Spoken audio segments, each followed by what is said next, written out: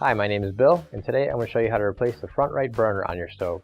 The reason why you might have to do this is because the burner is damaged, missing, or clogged. Warning: before doing any repairs, please disconnect your power source. So this is the stove that we're going to be using for our demonstration. It's a Frigidaire, and keep in mind that ours might be a little bit different than what you've got at home, but the same techniques should still apply. So to get to the burner, it's really simple. We're going to take off the grate right here and set that off to the side. We're going to take off the burner cap, set that over here as well. And to get the burner off, all we have to do is lift it straight up. It comes right off. Now, as you can see here, that burner cap's a lot smaller. That burner is a lot smaller.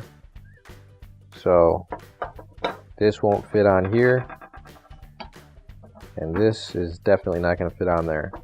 So you do need this particular burner for your stove. So if this is the model stove that you have, you are going to need to make sure that when you order these burners that you're getting the right size. So we'll take this old burner and set that off to the side. And now you can grab your new OEM replacement burner. If you don't have one already, you can find one on our online store.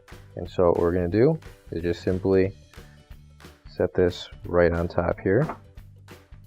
Perfect fit. I'm going to put this other burner cap on here. And now I'm going to put the original burner cap back on this side. Put the grate back on. And there we go. We're ready to cook again. Finally, don't forget to plug in your appliance. If you need to replace any parts for your appliances, you can find an OEM replacement part on our website, PCApplianceRepair.com. Thanks for watching, and please don't forget to like, comment, and share our video. Also, don't forget to subscribe to our channel. Your support helps us make more videos just like these for you to watch for free.